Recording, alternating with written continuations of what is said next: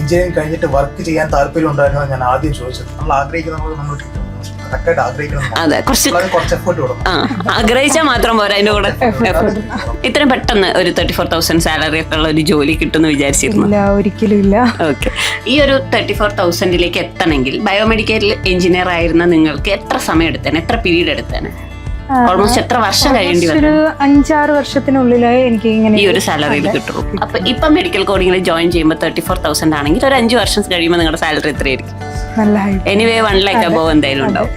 നമ്മൾ financially independent ആവുക എന്നുള്ള രീതിയിൽ തന്നെയാണ് ഞാൻ ഇപ്പൊ എന്തെങ്കിലും ഒരു കോഴ്സ്, പക്ഷേ ഇത്ര ഒരു ഇതിൽ എനിക്ക് കിട്ടുന്ന ഞാൻ ഒരിക്കലും പ്രതീക്ഷിച്ചില്ല. ഞാൻ ബയോമെഡിക്കൽ പഠിച്ച അതാണെങ്കിലും ഇത്രയൊന്നും സാലറി ഒരിക്കലും എനിക്ക് ഫസ്റ്റ് സ്റ്റാർട്ടിങ്ങിൽ കിട്ടില്ല. ഇത് കഴിഞ്ഞ് ഒരു 7 years ഗ്യാപ്പ് വന്നു.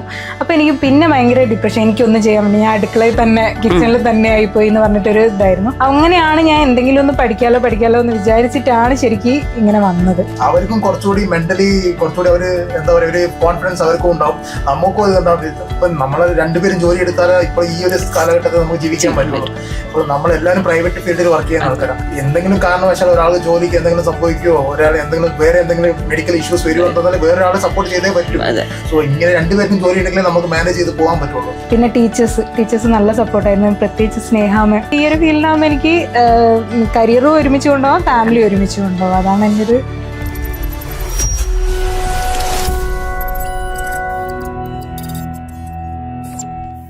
ഹായ് പ്രണവ്. അഞ്ജലിനെ കല്യാണം കഴിക്കുമ്പോൾ എന്തായിരുന്നു ആദ്യത്തെ ആളുടെ എന്താ നോക്കിയിട്ടാ കല്യാണം കഴിച്ചത്? ആദ്യം എഞ്ചിനീയറിംഗ് ആണെന്ന് എനിക്ക് അറിയായിരുന്നു. ഓക്കെ, സോ എഞ്ചിനീയറിംഗ് കഴിഞ്ഞിട്ട് വർക്ക് ചെയ്യാൻ താല്പര്യം ഉണ്ടായിരുന്നത് ഞാൻ ആദ്യം ചോദിച്ചത്. ഓക്കെ, അപ്പൊ ആളെന്താ പറഞ്ഞു? ആൾ ഇൻട്രസ്റ്റഡ് ആണെന്ന് പറഞ്ഞു. സോ അവള് മുന്നേ ഈ മെഡിക്കൽ ഫീൽഡ് ആയതുകൊണ്ട് ബയോമെഡിക്കൽ എഞ്ചിനീയർ ആണ്. സോ അവള് ഓൾറെഡി വർക്ക് ചെയ്തിട്ടുണ്ടെന്ന് പറഞ്ഞു. സോ ആ ഒരു കോൺഫിഡൻസ് ഉണ്ടായിരുന്നു. അതായത് ഒരു ബയോമെഡിക്കൽ എഞ്ചിനീയർ ആണ്, അത്യാവശ്യം സാലറി ഒക്കെ കിട്ടുന്നുള്ള ഒരു പ്രതീക്ഷയിലാണ് കല്യാണം കഴിച്ചത്. എന്നിട്ട് കല്യാണം കഴിഞ്ഞിട്ട് എന്താ സംഭവിച്ചത്? കല്യാണം കഴിഞ്ഞിട്ട് ഭയങ്കര ഗ്യാപ്പായിരുന്നു. ഓക്കെ, സോ അതിനുശേഷം 2020 പറയായിരുന്നു കഴിഞ്ഞത്. സോ ഒരു 4 വർഷം ഗ്യാപ്പ് ഉണ്ടായിരുന്നു. പിന്നെ മോനായി. സോ 4 വർഷം ഗ്യാപ്പ് ഉണ്ടായിരുന്നു. അപ്പൊ പ്രതീക്ഷകളൊക്കെ തകർന്നു. പ്രതീക്ഷകളൊക്കെ തകർന്നു എന്ന് പറയാനല്ല, ഇവള് കുറെ ഫ്രണ്ട്സ് ഉണ്ടായിരുന്നു അവൾക്ക്. സോ അവള് ഒരു ഫ്രണ്ട് മെഡിക്കൽ കോഡിങ് ചെയ്ത ഫ്രണ്ടും ഉണ്ടായിരുന്നു. സോ അങ്ങനെ ഇവള് പറഞ്ഞുകൊണ്ടിരുന്നത് മെഡിക്കൽ കോഡിങ് ചെയ്യാം, സോ അത് നല്ലതായിരുന്നു. സോ അങ്ങനെയാണ് ഇവിടെ വന്നത്, ഈ ആരോണ്ട് വന്നത്. ഓക്കെ, ഇപ്പൊ ഒരു എഞ്ചിനീയറിംഗ് കഴിഞ്ഞ് നിങ്ങൾ ജോലിക്ക് കയറുകയായിരുന്നെങ്കിൽ എത്രയായിരിക്കും ഒരു സ്റ്റാർട്ടിങ് സാലറി ഒക്കെ കിട്ടുക? ഒരു 15-20. ഒരു 15 രൂപ ഒരു ഫ്രഷേഴ്സിന് എന്തായാലും ഒരു 15 രൂപ വെച്ചു. ഈ ഒരു 15 രൂപയിലായിരുന്നു ഒരു പ്രതീക്ഷയായിരുന്നു നമ്മുടെ ആൾക്കുണ്ടായിരുന്നത്, പ്രണവിനുണ്ടായിരുന്നത്. പക്ഷെ ഫാമിലി, കുട്ടികൾ ആസ് യൂഷ്വൽ എല്ലാ ഫാമിലിയിലും നടക്കുന്ന പോലെ എല്ലാ കാര്യങ്ങളും എന്ത് ചെയ്തു, നമ്മളെ കൺട്രോളിലല്ല, എല്ലാം മാറി മറിഞ്ഞു. ഇപ്പം നമ്മൾ എന്ത് ചെയ്തിട്ടുണ്ട്, മെഡിക്കൽ കോഡിങ് നിങ്ങൾ ആഗ്രഹിച്ച പോലെ മെഡിക്കൽ കോഡിങ് ജോയിൻ ചെയ്തു. ഇപ്പൊ പ്രണവിന് എന്ത് തോന്നുന്നു? ആൾക്ക് ജോലി കിട്ടി. എത്രയാണ് ആളുടെ ഓഫർ ലെറ്ററിലെ സാലറി? ഓൾമോസ്റ്റ് 34,000 മന്ത്ലി സാലറിയാണ് അതിൽ കാണിക്കുന്നത്. ഓക്കെ, അപ്പൊ പെണ്ണ് കാണാൻ പോകുന്ന സമയത്ത് പ്രതീക്ഷിച്ച സാലറിനേക്കാളും ഡബിൾ ആണ് ഇപ്പൊ ഫ്രഷറായിട്ട് ആൾക്ക് കയറാൻ കിട്ടാൻ പോകുന്നല്ലേ? ഓക്കെ, അപ്പൊ ബാംഗ്ലൂരിലേക്ക് പോകുന്ന ആളെ വിട്ടു നിൽക്കുന്നതിൽ വിഷമമുണ്ടോ? രണ്ടുപേരും ബാംഗ്ലൂരാണ്. ഞാൻ ആക്ച്വലി മാരേജ് ചെയ്ത് കല്യാണം കഴിക്കുന്ന സമയത്ത് ഞാൻ ഡൽഹിയിലായിരുന്നു. ഓക്കെ, സോ ഡൽഹിയില് കല്യാണം കഴിച്ചതിന് ശേഷമാണ് ഞാൻ ബാംഗ്ലൂർ സെറ്റിൽ ആയത്.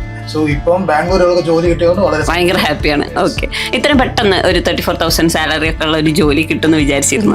ഒരിക്കലും ഇല്ല.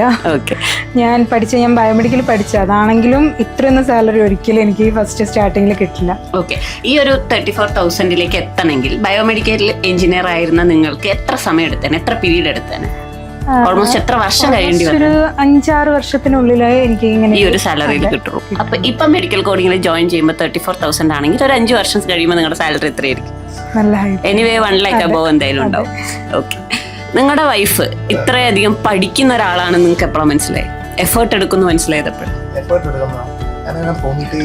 എക്സാം പ്രിപ്പറേഷൻ പഠിച്ചിട്ടില്ലേ? എക്സാം പ്രിപ്പറേഷൻ ഞാൻ ആക്ച്വലി യൂഷ്വലി കണ്ടില്ല, വീട്ടിലിരുന്നിട്ടാണ് പഠിച്ചത്.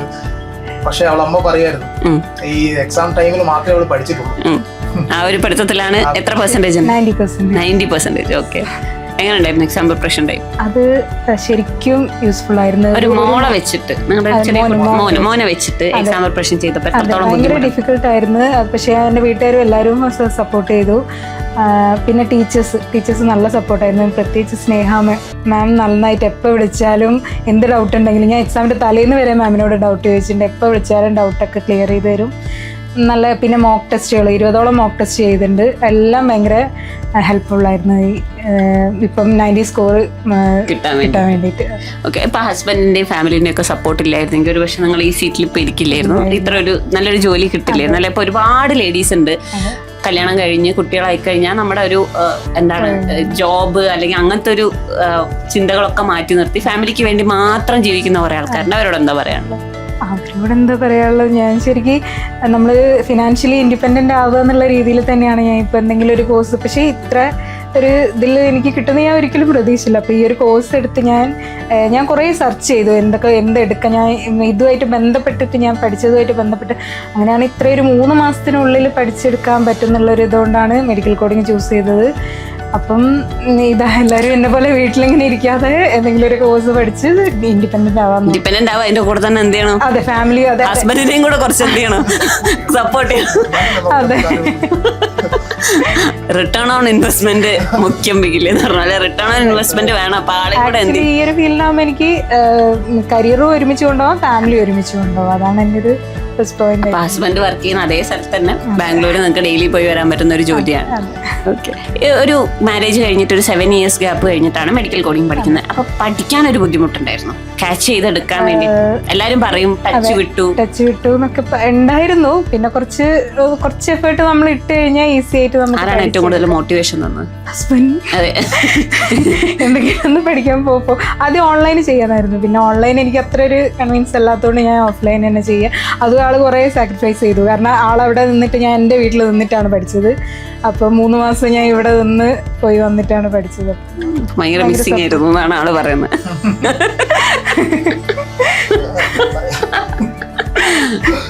ഓക്കെ, ആൾ അത്രത്തോളം സപ്പോർട്ട് ചെയ്തിട്ടുണ്ടായിരുന്നു? ഒരുപാട് സപ്പോർട്ട്. ഡൗൺ ആയിട്ടുണ്ടായിരുന്നു ഏതെങ്കിലും ഒരു സിറ്റുവേഷനിൽ കോഡിങ് പഠിച്ചുകൊണ്ടിരിക്കുമ്പോൾ എന്നെ കൊണ്ട് പറ്റുമോ തോന്നി? ഞാൻ കോഡിങ് പഠിച്ചുകൊണ്ടിരിക്കുമ്പോഴല്ല, ഞാൻ ഇത് കഴിഞ്ഞ് ഒരു 7 years ഗ്യാപ്പ് വന്നു. അപ്പോൾ എനിക്ക് പിന്നെ ഭയങ്കര ഡിപ്രഷൻ, എനിക്കൊന്നും ചെയ്യാൻ പറ്റില്ല, ഞാൻ അടുക്കളയിൽ തന്നെ കിച്ചണിൽ തന്നെ ആയിപ്പോയി എന്ന് പറഞ്ഞിട്ടൊരു ഇതായിരുന്നു. അങ്ങനെയാണ് ഞാൻ എന്തെങ്കിലും ഒന്ന് പഠിക്കാലോ എന്ന് വിചാരിച്ചിട്ടാണ് ശരിക്കും ഇങ്ങനെ വന്നത്. അപ്പൊ നമ്മൾ ആ ഒരു ഡിപ്രഷൻ സ്റ്റേറ്റിൽ നിൽക്കുന്ന സമയത്ത് നമുക്ക് ഒരു ബാക്കിൽ ഒരു സപ്പോർട്ട് വേണം അല്ലേ? അതെ, ഇതാ ഇവിടുന്ന് സപ്പോർട്ട് കിട്ടി. അങ്ങനെ ഒരാളെ കിട്ടാന്ന് പറയുന്നതാണ് ഏറ്റവും ലക്ക്. പലരും എന്ത് ചെയ്യണം, നീ പഠിക്കണ്ട വീട്ടിലിരുന്നോന്ന് പറയുന്ന ആളുകളാണ് ഇന്നത്തെ.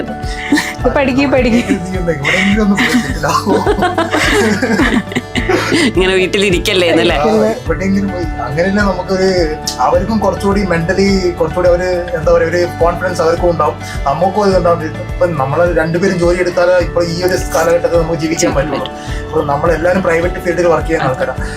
എന്തെങ്കിലും കാരണവശാൽ ഒരാൾ ജോലിക്ക് എന്തെങ്കിലും സംഭവിക്കുകയോ വേറെ എന്തെങ്കിലും മെഡിക്കൽ ഇഷ്യൂസ് വരുവാണെന്നാൽ വേറെ ഒരാളെ സപ്പോർട്ട് ചെയ്തേ പറ്റും. സോ ഇങ്ങനെ രണ്ടുപേർക്കും ജോലി ഉണ്ടെങ്കിൽ നമുക്ക് മാനേജ് ചെയ്ത് പോകാൻ പറ്റുള്ളൂ.